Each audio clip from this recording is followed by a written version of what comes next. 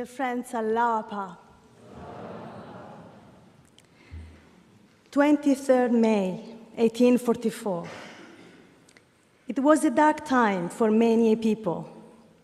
Injustice, corruption, and bigotry were widespread and endemic in the fabric of society. As a result, the longing and heightened anticipation of some was increasing. They were looking for an answer to their prayer. They wanted justice, tolerance. They were searching for their Lord. It was this spirit that animated the immortal Mullah Hussein to find the Bab.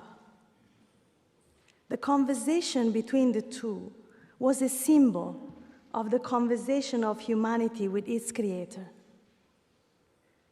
All those who sought answers to their questions were heard and given a chance to arise and pave a new path for humanity.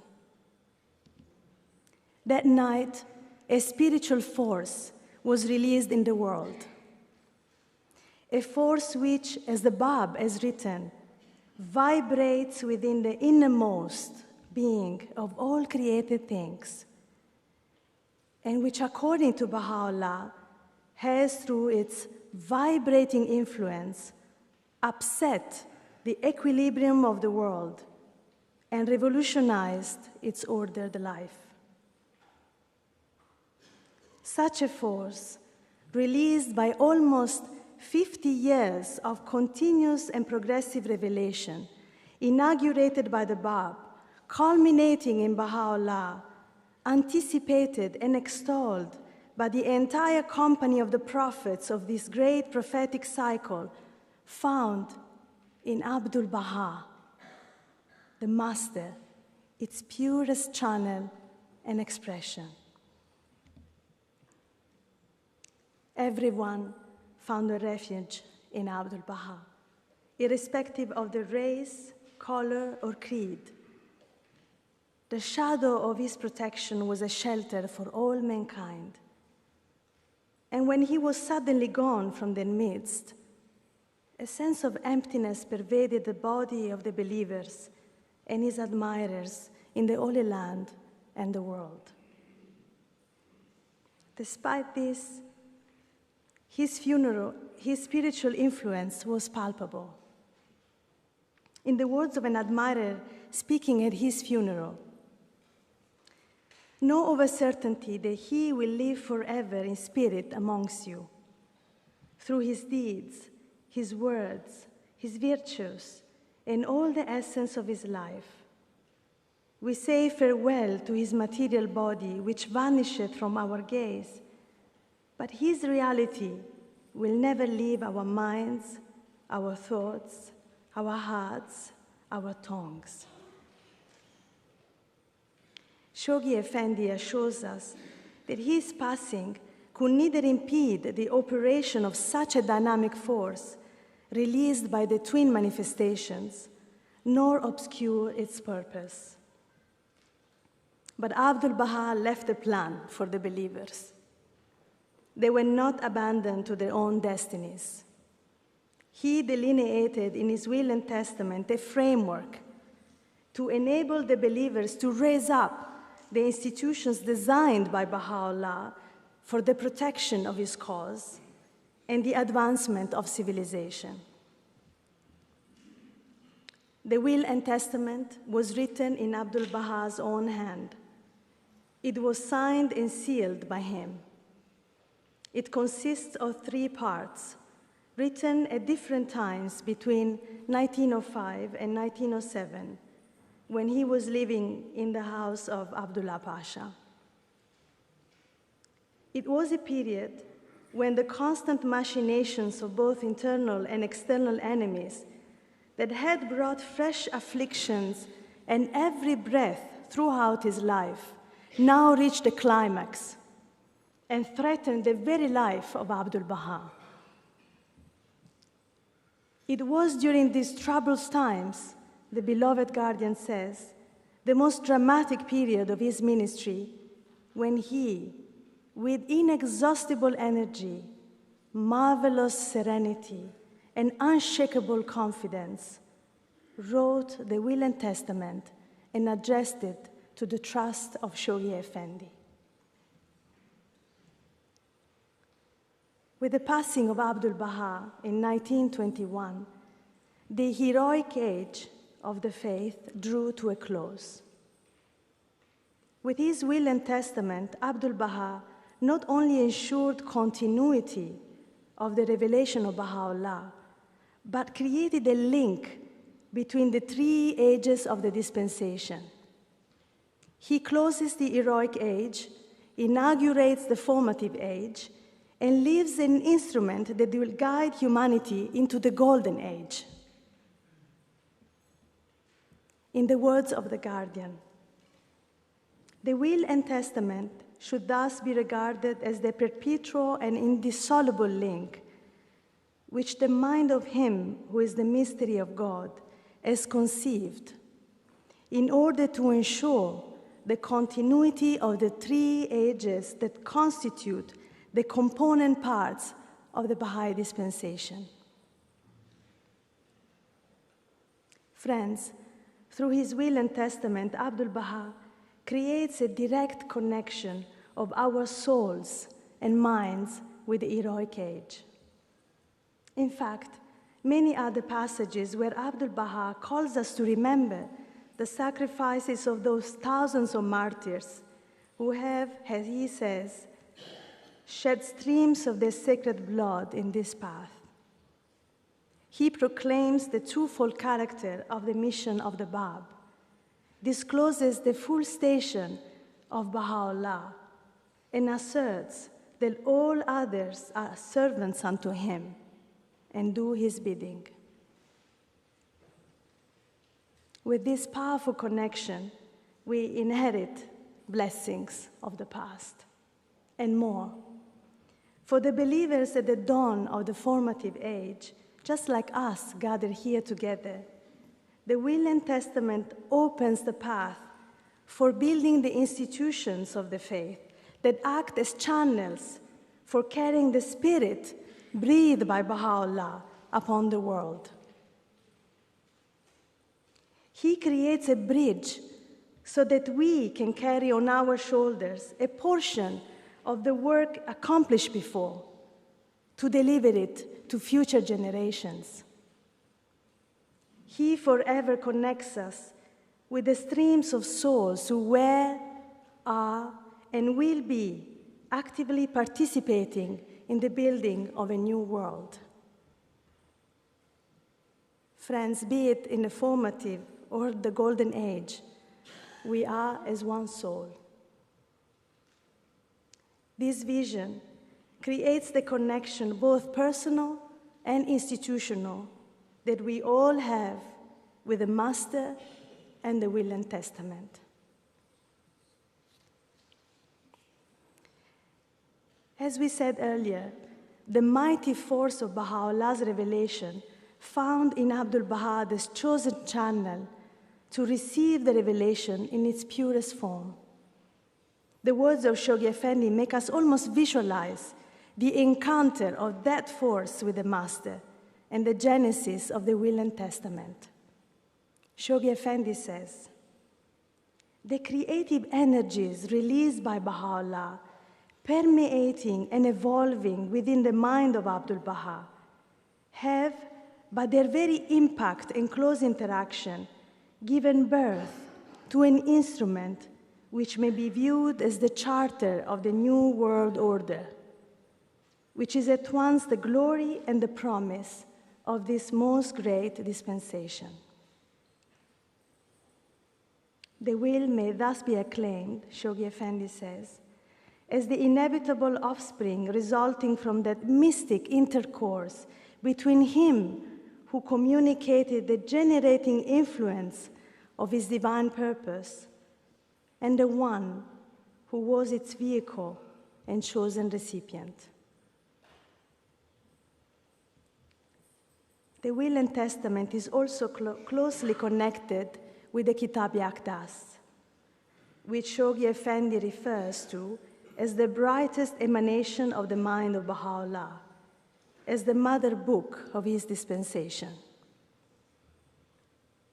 He says that the provisions of both these documents mutually confirm one another and are inseparable parts of one complete unit. Both documents contain a significance and wisdom that will unfold only with the passage of time. The design conceived by Baha'u'llah in the Kitab Yaqdas effloresces in the will and testament of Abdu'l-Baha. We may view Abdu'l-Baha as an architect who helped shape the institutions envisioned by Baha'u'llah in the Kitab Yaqdas, such as the international and local houses of justice, the Hands of the Cause, and the Baha'i Fund. He helped us to see at the level of concept and principles the duties and responsibilities of these institutions and the relationship between them. To stay firm and steadfast on this path of unfolding the design of Baha'u'llah's world order into the future, the beloved master described that authority will be carried forward through the guardianship and the Universal House of Justice.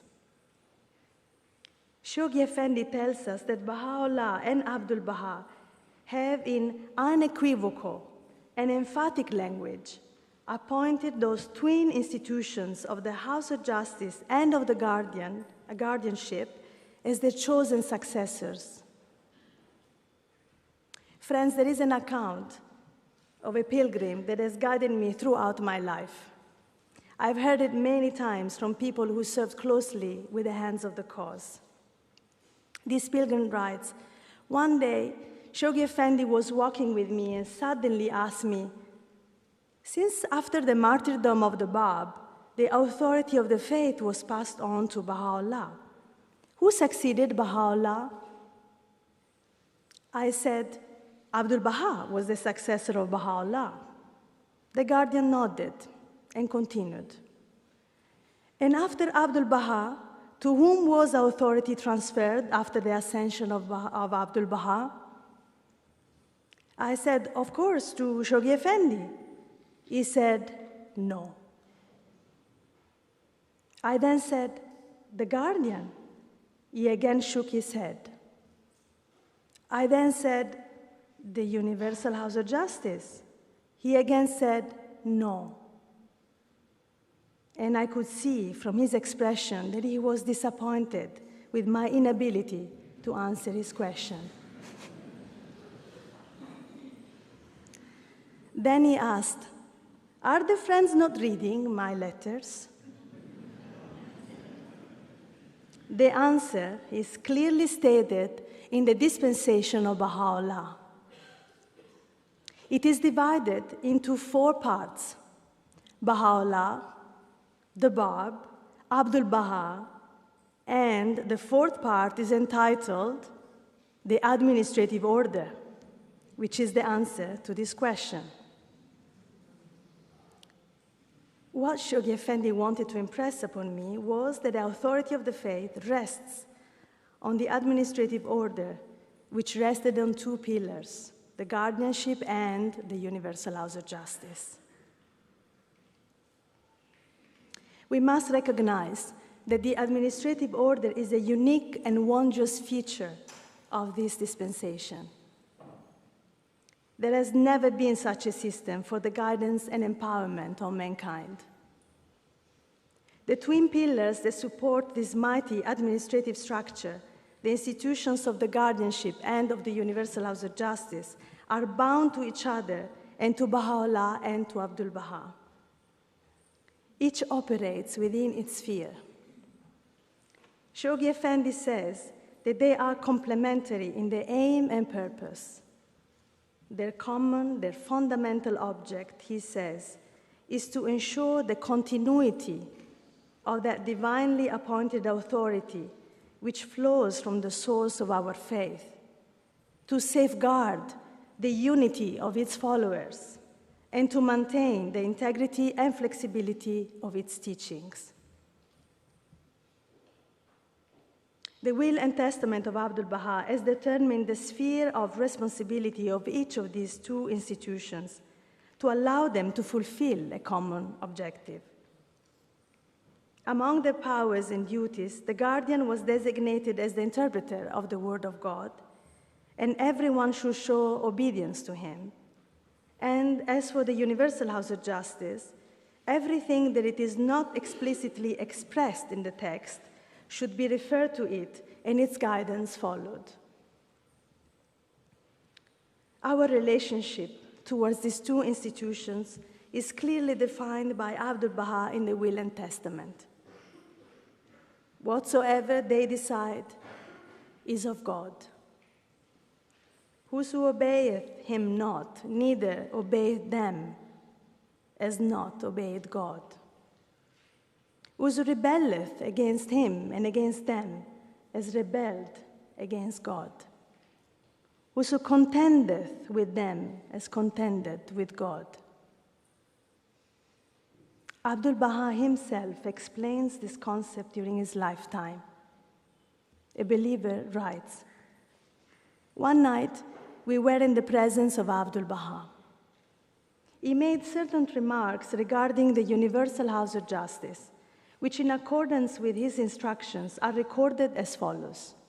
He stated, 'Take this very moment. Should the Universal House of Justice be operating, I would have been the first to obey its decree, even if it should be against me. That body is under the shadow of the protection and shelter of the Blessed Beauty. Its command is the blessed command. Discuss this matter amongst yourselves, so that it may not be forgotten.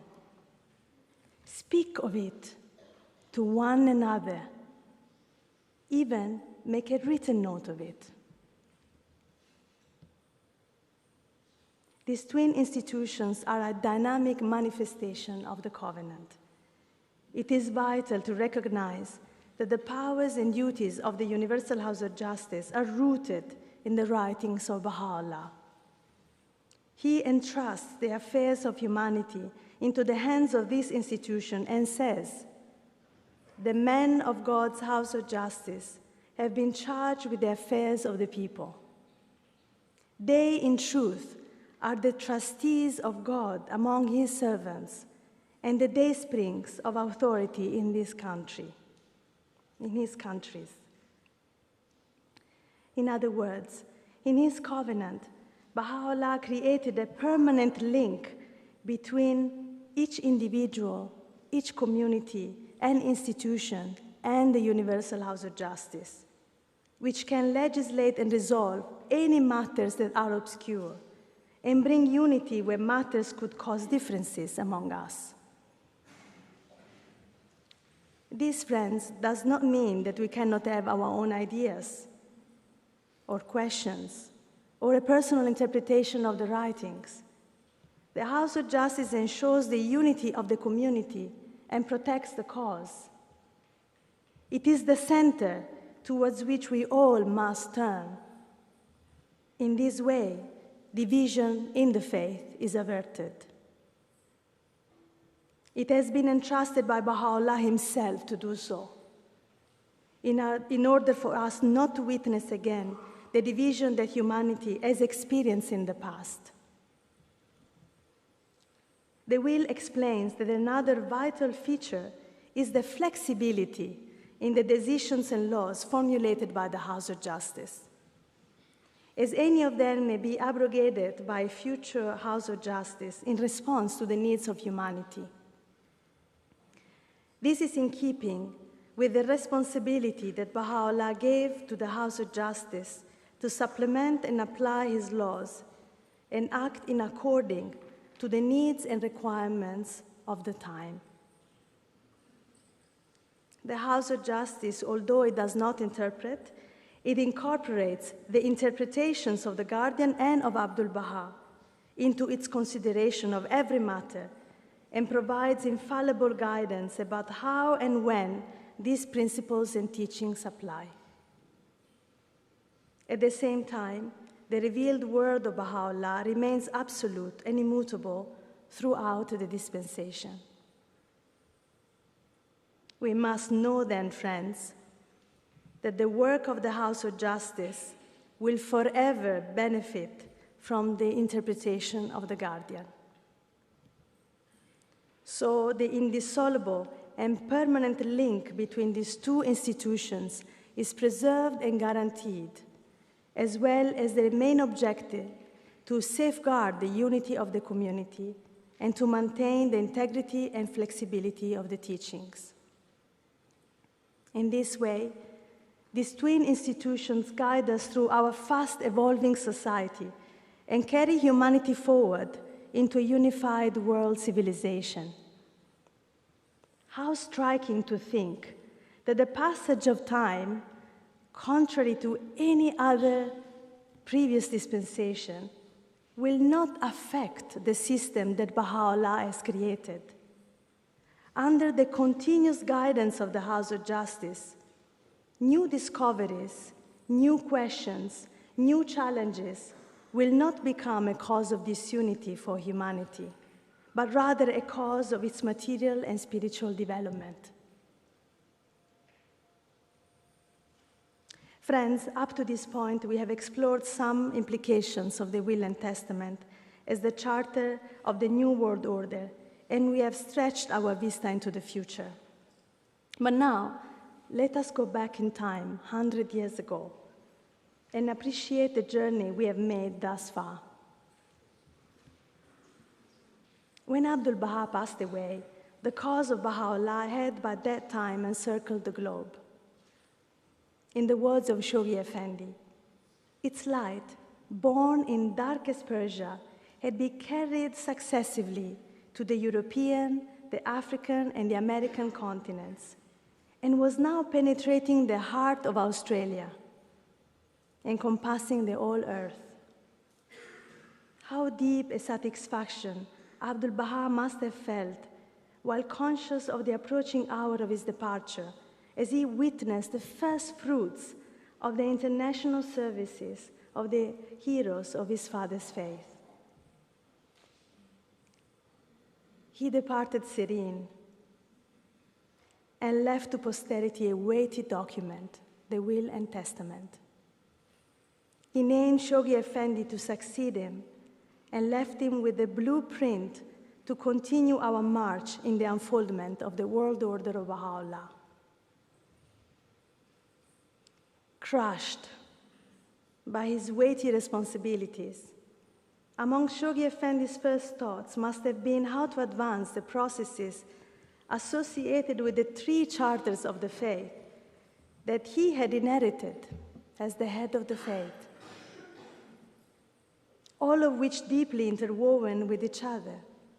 The Will and Testament of Abdu'l-Baha for the development of the administrative order, the tablets of the divine plan for the spiritual conquest of the planet, and the tablet of Carmel for the development of the Baha'i World Center, the spiritual and administrative heart of the faith.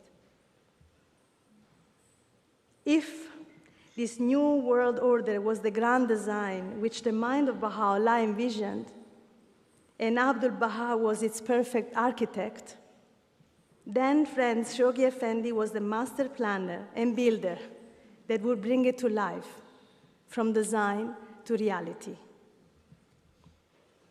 We know that a first step that Shoghi Effendi considered was the establishment of the Universal House of Justice.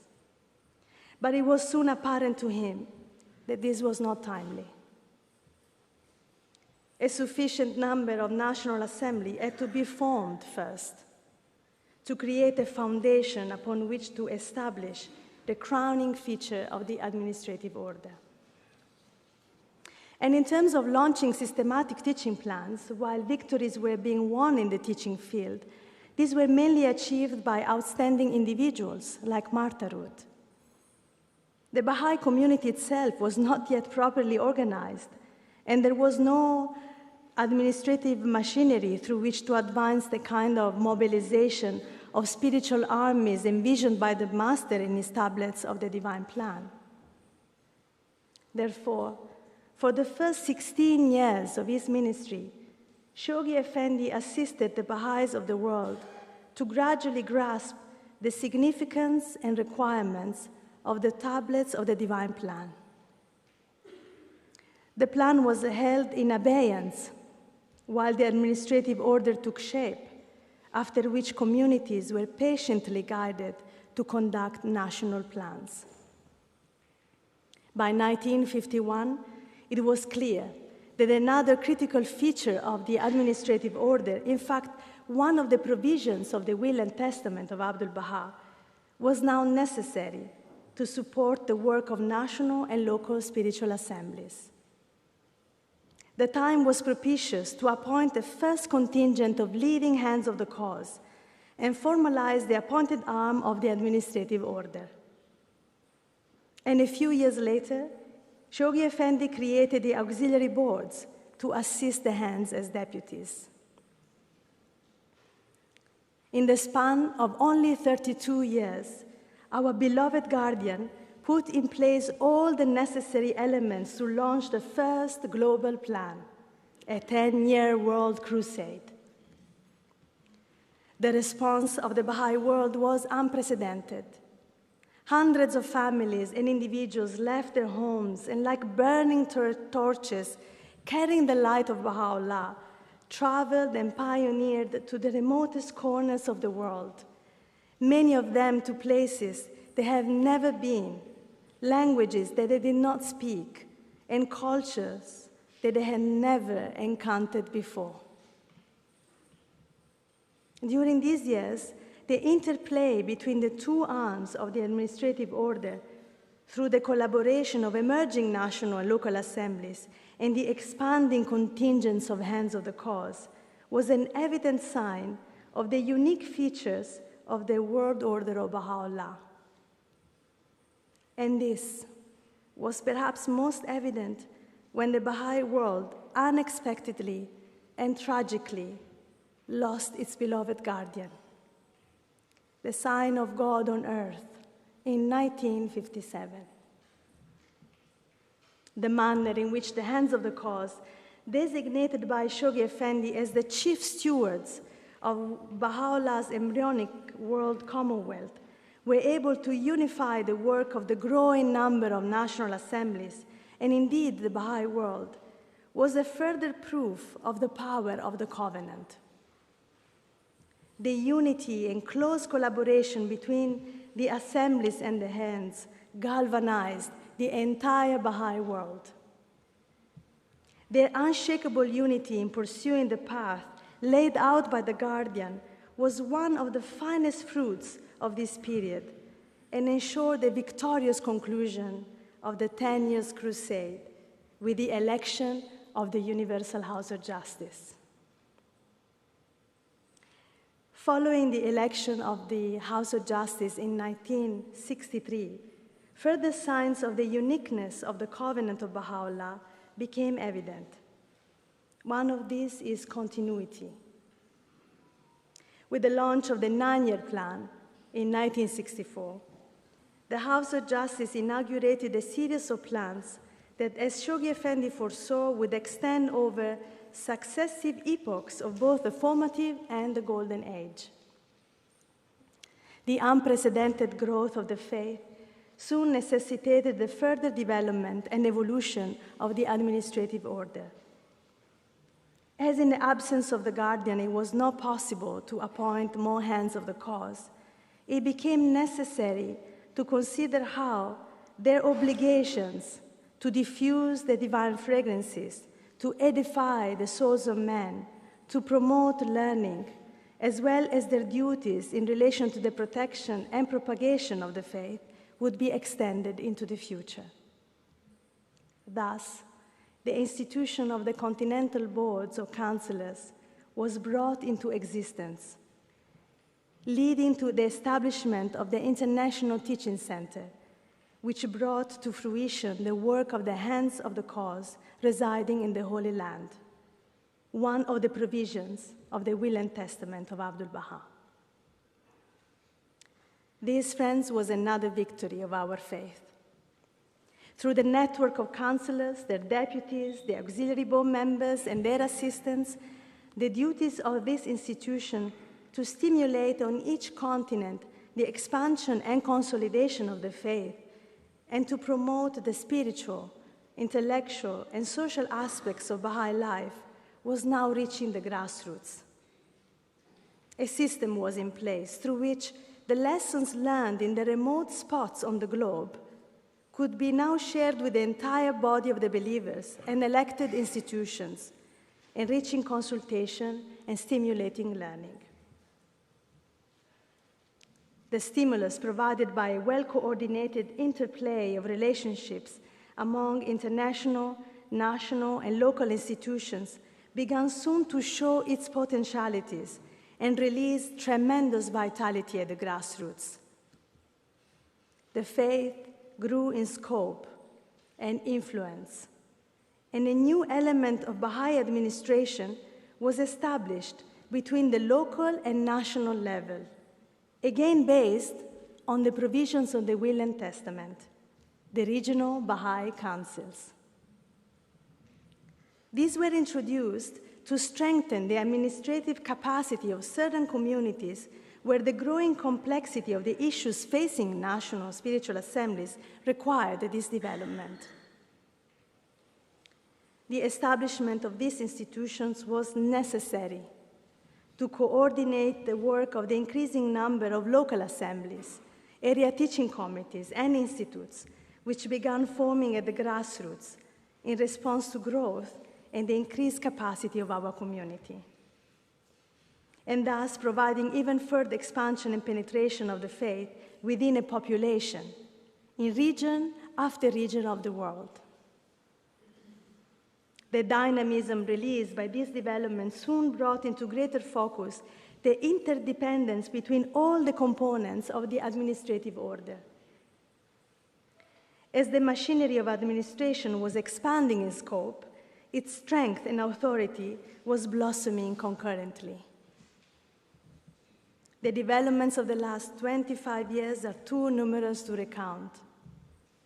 In pursuing the many facets of their work of community building, social action, and involvement in the discourses of society, individuals, communities, and institutions are growing at a fast pace in their capacity to make an effective contribution to addressing the problems afflicting society.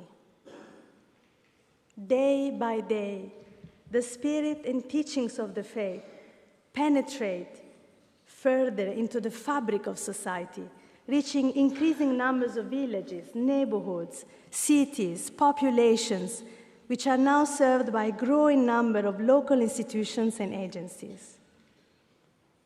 Propelled by the increasing demands of growth, the House of Justice will no doubt bring into being even more institutions.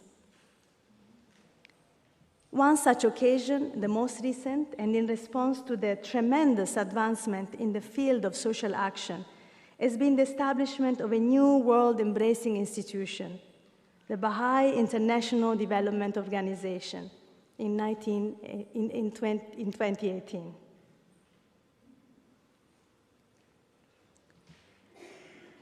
These developments, friends, are expressions of the powers bestowed on the Universal House of Justice to expand and consolidate the institution of its administrative order, and are signs of that continuity of divine guidance that flows through the covenant of Baha'u'llah. But perhaps the greatest victory in the development of the administrative order has been to witness the maturity of all these institutions and the amount of love they shower on the populations they are serving.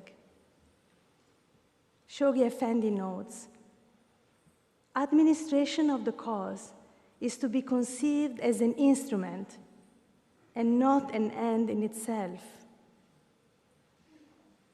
Administrative efficiency and order should always be accompanied by an equal degree of love, of devotion, and of spiritual development.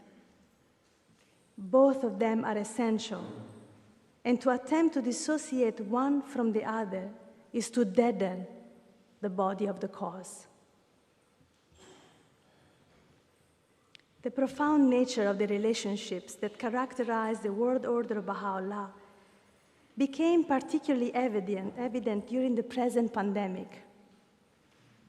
How many national assemblies and regional Baha'i councils arose and joined hands with the councillors to lead their countries and respond with agility to the needs of the population. Inspiring letters were addressed to the Friends. National and regional teams were formed to respond to material and spiritual needs. Auxiliary board members collaborated closely with cluster agencies to address new challenges. Network of thousands of assistants have helped local spiritual assemblies to be more closely in contact with every household and family. The health and well-being of the entire population was their main concern. In a society that promotes competition and self-interest, that prefers short-term gains over long-term cohesion and unity, the relationships we are witnessing between the three protagonists of the plan, the institutions, the individuals, and the communities, form a stark contrast. The Baha'i world community is emerging even more visibly as a shining example of not only the nucleus, but the very pattern of that world order which is the purpose of Baha'u'llah to establish. Friends, the beloved guardian said two things were necessary for a growing understanding of the world order of Baha'u'llah: the passage of time and the guidance of the Universal House of Justice. He also said, the will and testament of the Master needs at least a century of actual working before the treasures of wisdom hidden in it can be revealed. Our presence here today, dear friends, a century later, as representatives of institutions of the administrative order from around the world, is an evident proof of the work done by previous generations under the guidance of the head of the faith. How blessed we are to witness the uniting force of the faith of Baha'u'llah through the presence of friends from diverse backgrounds, languages, and cultures, women and men from literally every corner of the world on this historic occasion. It is in moments like this that I call to mind Baha'u'llah's words, that the soul of every prophet of God, of every divine messenger, hath wished to witness this wondrous day. And we are alive today. With this unique privilege comes a measure of responsibility. While none of us asked or aspired to serve in any Baha'i institution, yet we have been called by Baha'u'llah to do so. And I think, dear friends, that among our many responsibilities, one is above others. And that is to assist the communities and individuals we serve to remain focused and not to allow the many forces that are tearing apart the fabric of society to distract us, or, God forbid, influence the thinking of the believers. To do our utmost to fortify our connection with the covenant and the head of the faith in a way that nothing whatsoever will be able to shake our unity and conviction. This will require that the thoughts, the language, and the actions of those of us who serve in the Baha'i administration will need to reflect firmness, coherence, and deep belief. All humanity is disturbed and suffering and confused, says Shoghi Effendi. We cannot expect to not be disturbed and not to suffer, but we don't have to be confused. On the contrary, confidence and assurance, hope and optimism are our prerogatives.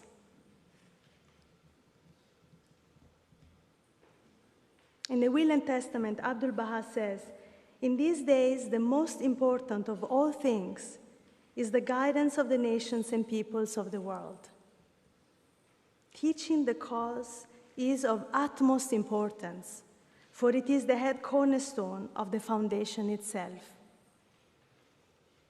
When we consider the magnitude of the transformation that is needed, we recognize that the spirit breathed by Baha'u'llah upon the world, as Shoghi Effendi says, can never permeate and exercise an abiding influence upon mankind unless and until it incarnates itself in a visible order.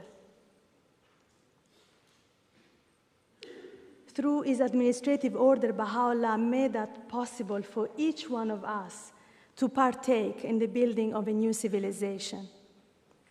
The global plans are the necessary vehicle to unlock and channel the powers inherent in each individual, community, and institutions towards the transformation of society. As the institutions of the faith gain experience, particularly in the context of the efforts to ensure that the provisions of the global plans are met, they become a powerful instrument through which the guidance of the head of the faith can reach the grassroots and kindle the spirit of individual and collective enterprise. One counselor was asked, "Why are the regions in this country so advanced? What are the friends and institutions doing more?" The counselor smiled and said, "They think about the faith every day. They are immersed from morning to evening in nothing else than serving the faith. They read the writings and think how to apply them. They read the guidance of the House of Justice and think how to apply it. No matter if they are at work or with their family and friends, no matter what they are doing, they think about the faith. Nothing is more important for them than pleasing Baha'u'llah. And because of this, they become like a magnet. Their life is transformed, and others follow their example. It becomes an irrepressible movement, and nothing can stop them, not even the pandemic."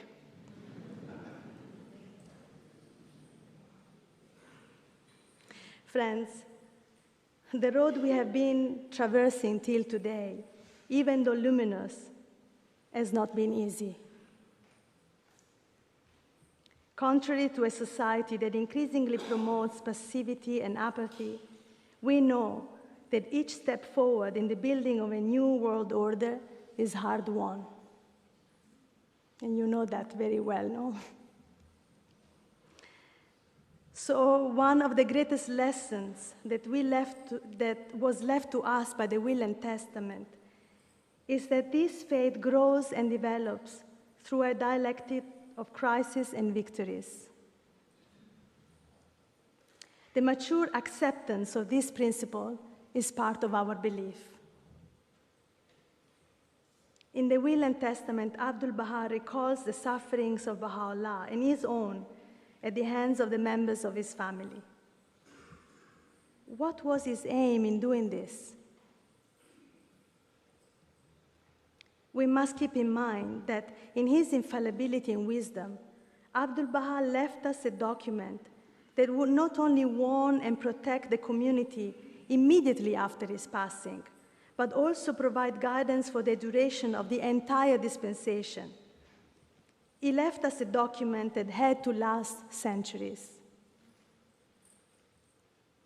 In this sense, the deviations of his unfaithful half-brother can be seen as a lesson so that we, today, can recognize the methods of the enemies of the faith. Their arguments and pretexts may change, but the methods are always the same. They sow the seeds of doubt, creating confusion and division. But Abdu'l-Baha left us a warning and an assurance. A warning that no matter how persistent one's attempts to undermine the head of the faith, these attempts will fail. And an assurance that the faith of Baha'u'llah and his covenant are invincible and will always prevail. My purpose, he says, is to show that it is incumbent upon the friends that are fast and firm in the covenant and testament to be ever wakeful. Watch and examine are his words. In essence, we are called to stay vigilant. Each time we are confronted by a crisis, we become stronger, and new lessons are integrated in the body of knowledge of our community. This process strengthens our immune system and prepares it to respond to future crises. We know that attacks are inevitable, and as those who would oppose our teachings become more sophisticated, they will also become more challenging. So, our body needs to stay strong to fight new maladies. Abdu'l-Baha offers us the solution. One of the most powerful lessons in the Will and Testament is about the nature of the relationship of our soul with the covenant, of which Abdu'l-Baha was the perfect example. This relationship is not passive. It is not static. It evolves as we strive to nourish it. In the individual, the fruit of that dynamic relationship with the covenant is selfless service and firmness. In a community is the degree of the unity and fellowship. In the institutions is the ability to fortify the connection of the believers with the head of the faith.